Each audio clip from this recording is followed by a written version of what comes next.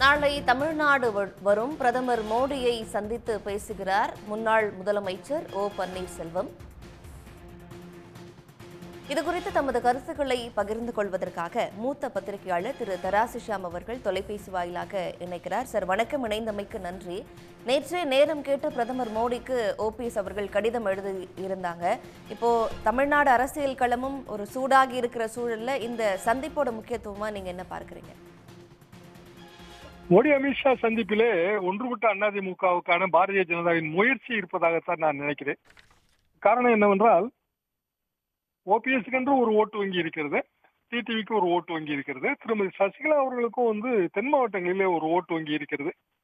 டிடிவியிடம் கட்சி இருக்கிறது. அவர் தொடர்ந்து நான் தேசிய ஜனநாயக கூட்டணியில் தான் இருக்கிறேன் என்பதை வலியுறுத்தி வருகிறார். அப்படித்தான் தெரிகிறது. ஏனென்றால் நயனார் நாகேந்திரன் உட்பட பலரும் அப்படித்தான் கூறுகிறார்கள்.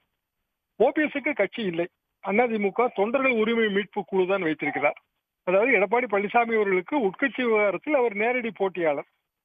அப்படி என்றால் எடப்பாடி பழனிசாமி அவர்களும் ஓபிஎஸ் அவர்களும் ஒரே கூட்டணியில் நீடிக்க முடியுமா என்பது ஒரு கேள்விக்குறி. டிடிவியும் எடப்பாடி பழனிசாமியும் ஒரே கூட்டணியில் நீடிக்க முடியும். சசிகலா அவர்களுக்கு சீட்டு ஒதுக்க வேண்டியதில்லை, கட்சி கிடையாது, கௌரவமான பதவி தான் தேவை. அப்படி என்றால் ஓபிஎஸ் தான் ஒரு பெரிய பொலிட்டிக்கல் காம்ப்ரமைஸ். பிரதமர் அளவில் தலையிட்டு ஓபிஎஸ் அவர்கள் அவர் தொடர்ந்துள்ள வழக்குகளை எல்லாம் வாபஸ் பெற்று அப்படியான ஒரு நிலைமை உருவாக வேண்டும். அதை நோக்கிய ஒரு பயணம் தொடர்கிறதோ என்பதுதான் எனது சந்தேகம். காரணம், ஓட்டு வங்கி கணக்கிலே அதிமுகவின் அந்த பவுண்டேஷனல் ஓட்டு இருக்கிறது, பேசிக் ஓட்டு, அந்த ஓட்டு வங்கியை அப்படியே பாரதிய ஜனதா கூட்டணிக்கு கொண்டு வருவதிலே ஓபிஎஸ் அவர்களுக்கு ஒரு பங்கு இருக்கும். சென்ற முறை பாம்பன் பாலம் திறப்பு விழாவுக்கு வரும்போது கூட பிரதமரிடம் நேரம் கேட்டார்.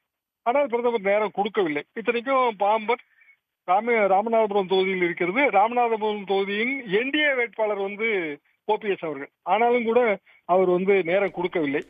இப்போது சில மாதங்கள் கழித்து ஜூலை மாதம், அது நடந்தது ஏப்ரலுக்கு முன்பு, மார்ச் அல்லது பிப்ரவரியா இருக்க வேண்டும்.